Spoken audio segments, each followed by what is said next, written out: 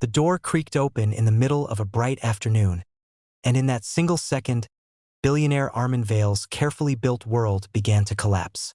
Sunlight poured through the tall windows of the mansion hallway, glinting off marble floors and priceless art, but Armin didn't see any of it.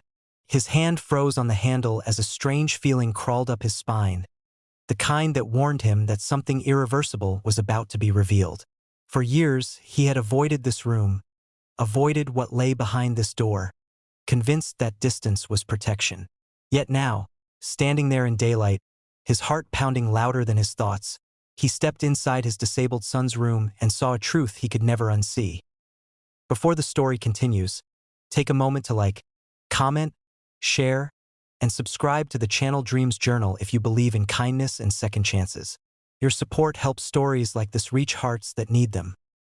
Armin Vale was known to the world as a ruthless genius who built an empire from nothing. His face appeared on magazine covers, his name echoed in boardrooms, and his wealth bought him everything except peace. Years ago, when his only son Elias was born with a severe physical disability, Armin felt something he had never learned to manage: fear mixed with shame. Doctors spoke gently, explaining limitations, therapies, and lifelong care, but Armin heard only one thing: that his perfect future had cracked. He provided Elias with the best medical treatment money could buy, a private wing of the mansion, and full-time caregivers, yet he slowly removed himself from the boy's life. Work became his escape, wealth his shield. He convinced himself that Elias was better off without seeing disappointment in his father's eyes. Elias grew up surrounded by luxury but starved of connection. His room was large and sunlit, filled with advanced medical equipment, shelves of books, and wide windows that looked out onto the garden where children from neighboring houses sometimes played. During the day, caregivers came and went, kind but busy, efficient but emotionally distant. Elias learned early how to entertain himself with thoughts, sketches, and quiet observations of the world beyond the glass. He listened to birds in the daytime, memorized the patterns of clouds, and imagined stories about people he had never met.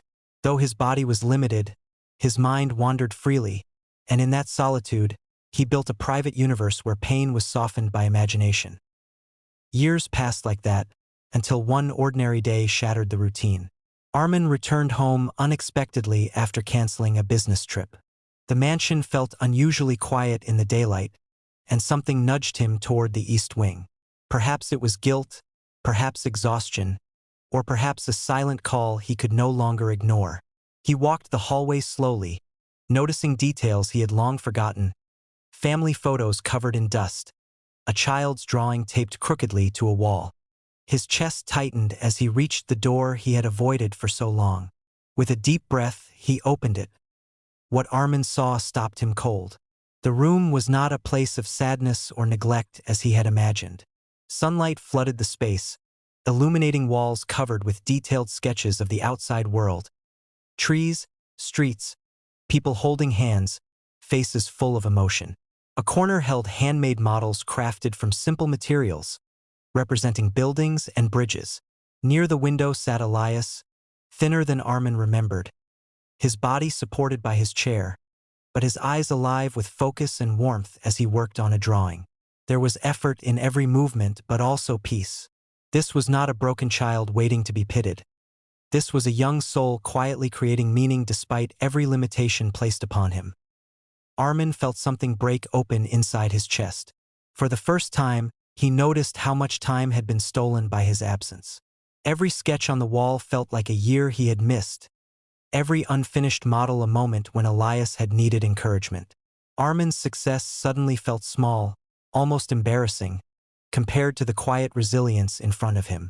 The room told a story of patience, loneliness, hope, and strength.